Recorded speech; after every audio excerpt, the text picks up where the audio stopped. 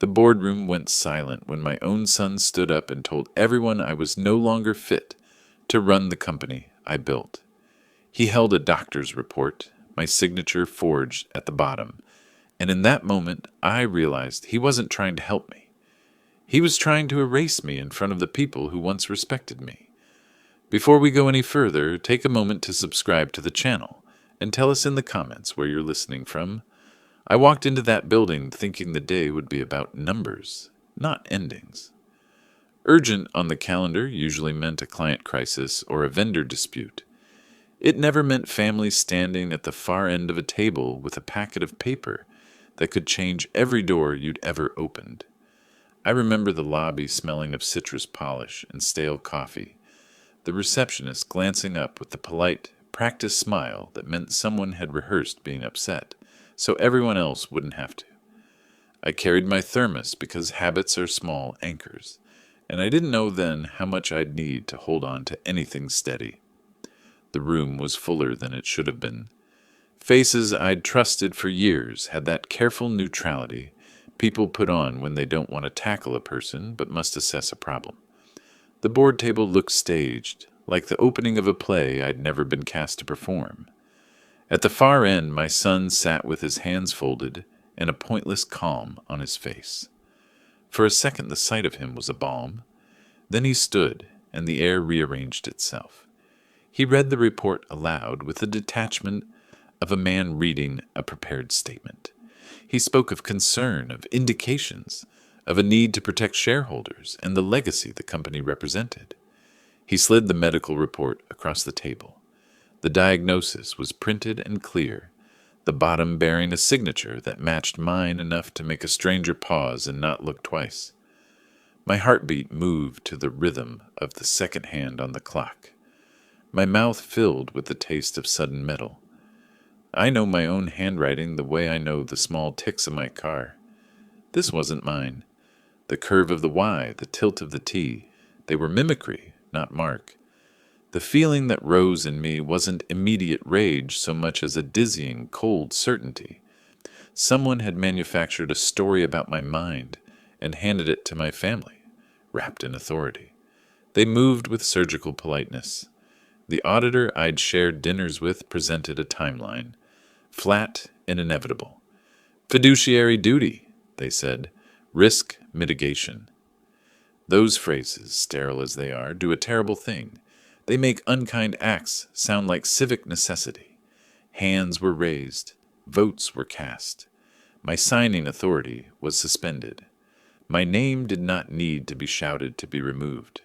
It was removed with minutes, clauses, and signatures I was told to trust, because they bore the stamp of governance. I asked my son quietly why he'd chosen this table and this moment. He didn't look like a boy who'd been taught to be cruel. He looked like a man who had rehearsed mercy. "We have to protect the company," he said, "for all of us, for the legacy." He used the words I had used when I made hard choices. Hearing them from him was more like being betrayed by a reflection than by a stranger. By afternoon, the press release sat on the front desk, its tone curated to diffuse shock and preserve stability. Leadership transition pending independent review. The phrase is antiseptic, but its effect is brutal. The world treats a suspension as a verdict until proven otherwise. Phones hummed with cautious curiosity. Old friends called with measured condolences. Vendors softened terms. People calibrated how much of a risk they wanted tied to my name. That night, the family sat across from me in a house that had always been a refuge. The table felt too large, each chair an accusation. My wife watched with a look that balanced loyalty against exhaustion. My children were kept in another room. They explained it as care. "We did this to protect you," they said. Protection, said with a straight face, can be a way to justify an exile. They handed me an agreement to sign. Temporary, they insisted. A formality to allow the process to move forward. I read each line because I had learned to read the fine print in contracts and in life. Each clause seemed my authority away with bland legalese. My signing authority suspended. Interim controller appointed. access limited pending evaluation. There is a particular humiliation in consenting to your own removal because you believe the people you love will suffer if you resist. I thought of the payroll, the janitor who depended on the company for a second job, the suppliers who'd count on our steadiness to put their kids through school. Pride is expensive when other people's livelihoods are on the line. I signed. Walking out with a box of my things felt like an ordinary death, the small administrative kind. The assistant folded a framed photo into tissue and taped the lid shut with the efficiency of someone doing this 100 times. My nameplate came off my desk in a motion that looked like nothing, but when you see your name leave a place you've shaped, the world tilts.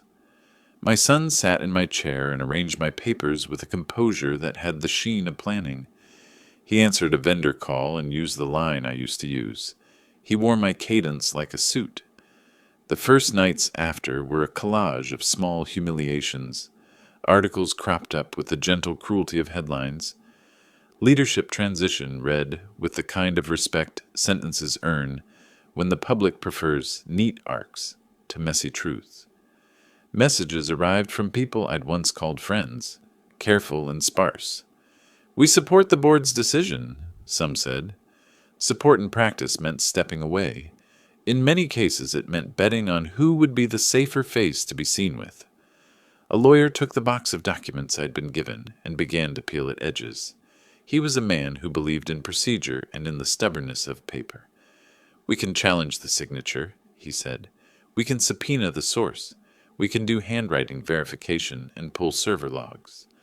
Hope arrived in the form of forensic language, but there is a painful irony in that to prove a thing untrue, you often need the money and access the accusation cut off. Evidence costs, and when all your accounts or authority are compromised, the first fight is practical. Can you afford to prove your innocence? As I sat in the small apartment they'd suggested, I went through the day in detail, like a surgeon reviewing an operation. In the back of my head, the small inconsistencies I'd noticed suddenly calcified into a theory. Why had the auditor, who'd always been punctilious in a way that inspired trust, had such a steady hand in presenting the timeline? Why had the document looked like it had been inserted at the last minute into the packet? Why had the signature felt copied rather than drawn? Patterns are not proof, but they are a trail. My lawyer's calls were clinical. Subpoenas, metadata, paper trails. He found a handwriting analyst willing to compare. He pulled logs from the meeting server. We found a print timestamp that did not match the sequence of the meeting emails. Small things, but small things conspire to become big things if you gather enough of them and order them right. It felt like piecing together a ledger of intent. Fingerprints of planning, margins of hurried edits, a late-night upload. For the first time since the meeting, I felt a direction. Anger, left to fester, becomes a kind of noise. Anger acted upon becomes a tool. I decided not to rage publicly. I decided to be surgical.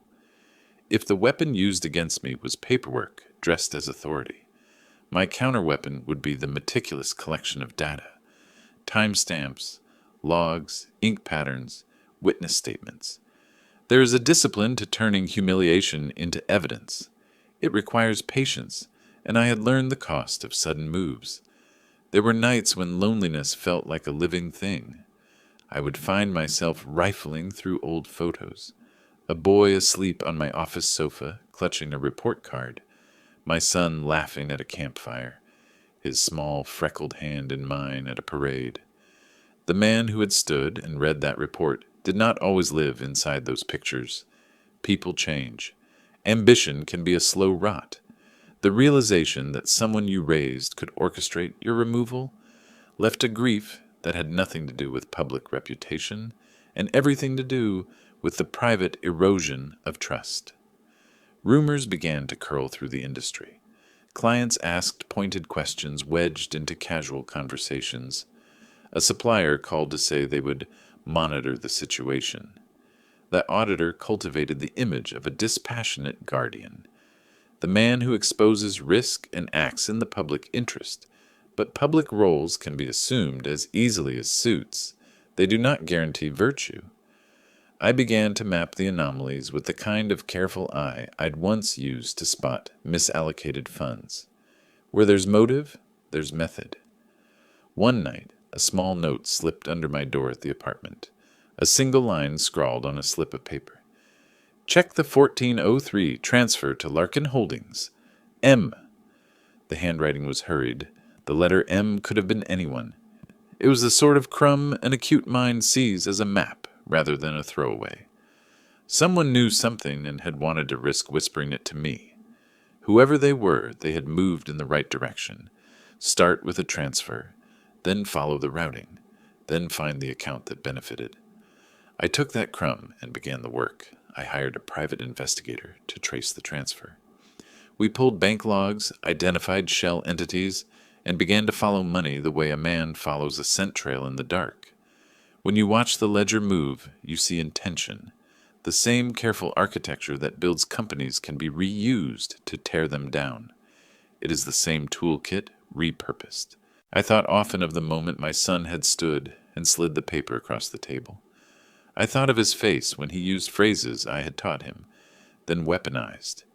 It is a peculiar wound when your lessons are turned into instruments against you. I did not want a public lynching of my boy. I wanted truth.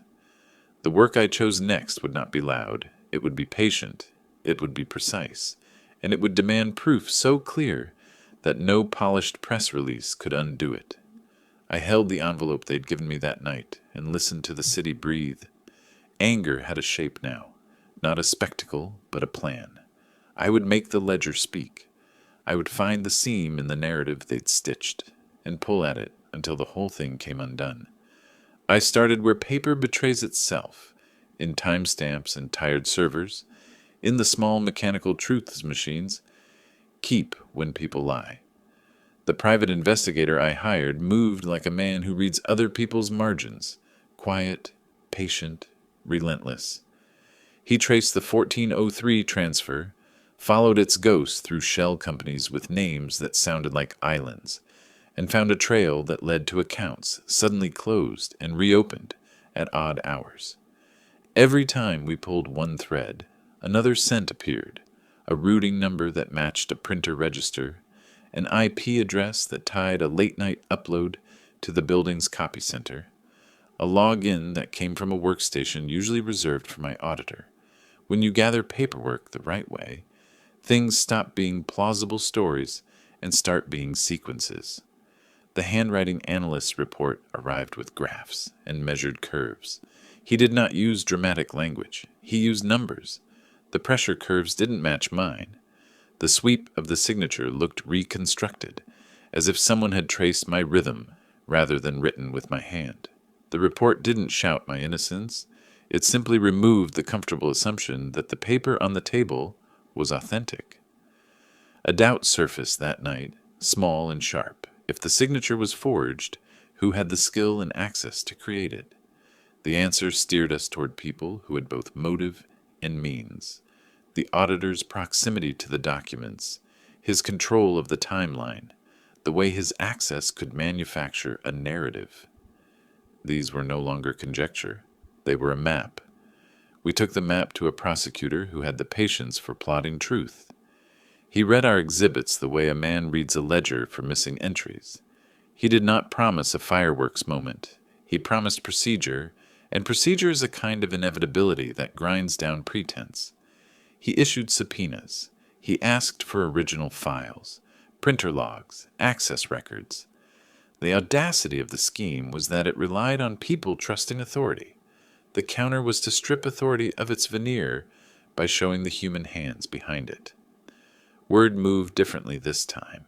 When you let the right people see the original server logs and the print timestamps, the language in conference rooms shifts.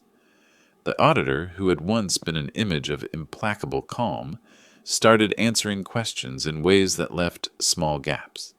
He'd memorized phrases for public testimony, but when faced with specifics, where was the PDF created? His voice lost its polish. People who had once applauded his diligence now looked at their own decisions as if they'd been complicit in an experiment. My son reacted the way someone does when the walls close. He tried to spin. He held press calls in conference rooms with sympathetic lighting and lines prepared by PR people who made crisis management sound like a pastoral. He called investors and framed the confrontation as a smear against a man who couldn't accept being stepped down for the good of the firm. There's a peculiar audacity to asking people to trust the man who engineered your fall.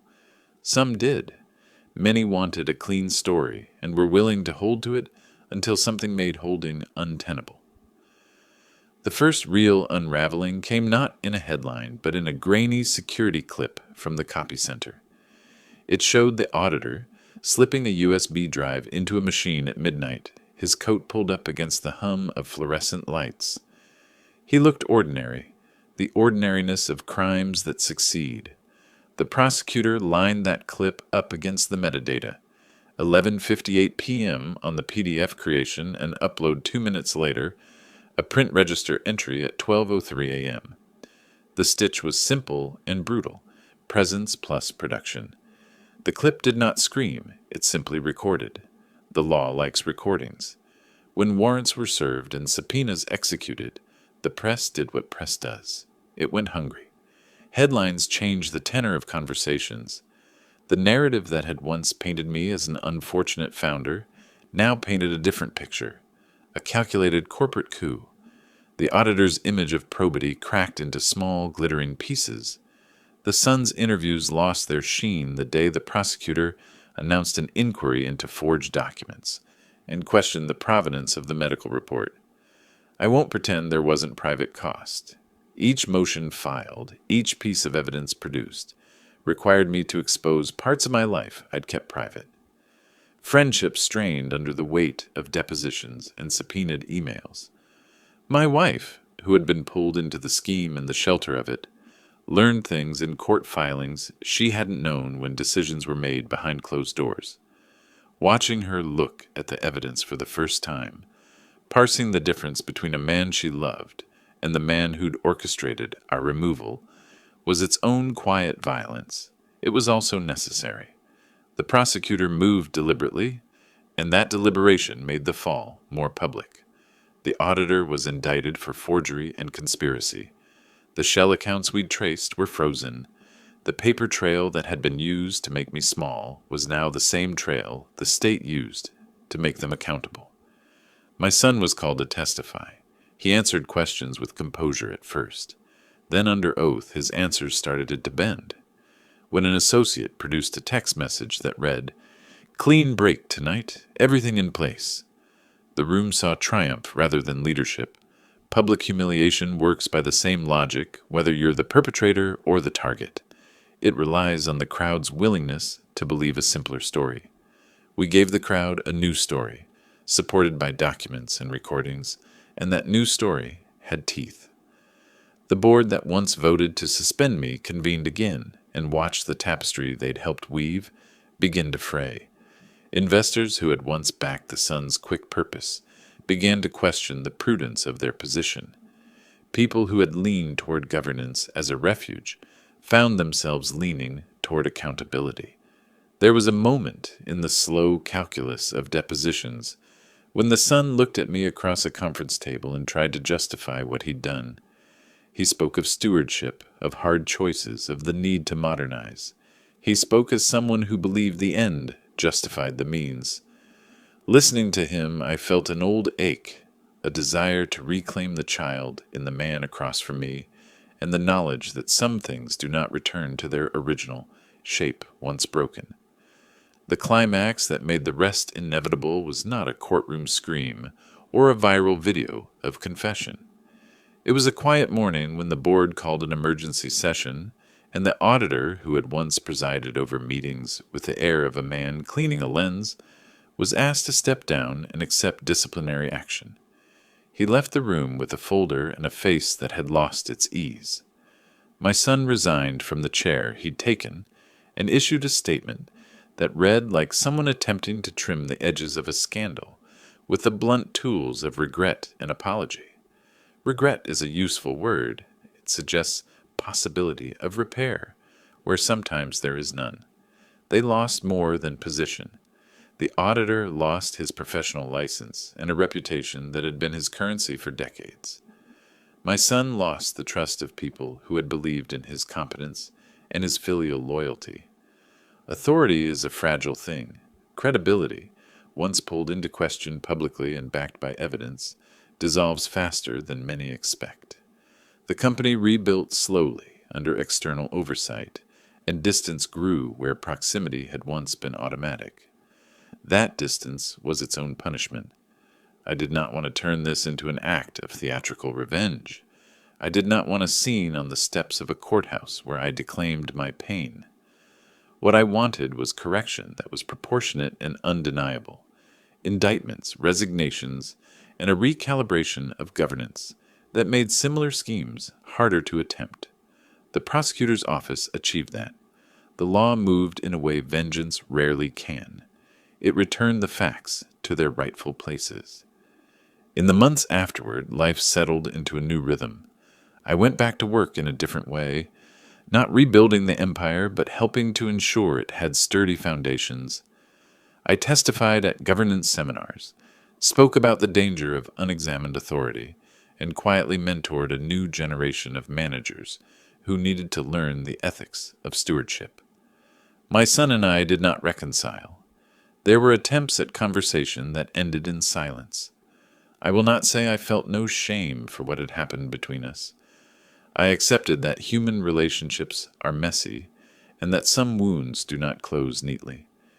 The end I sought was not his ruin for its own sake, but the restoration of truth.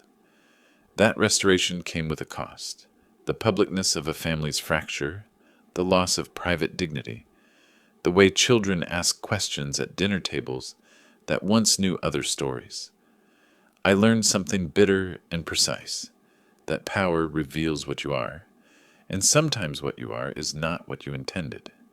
In the wake of exposure, the most important thing left to do is the small, slow work of living with what remains, tending relationships that can be salvaged, protecting those who were collateral, and building walls and institutions that prevent private ambitions from posing as public good. If this story stayed with you, please like the video, subscribe to the channel, and share your thoughts in the comments. Thank you for listening.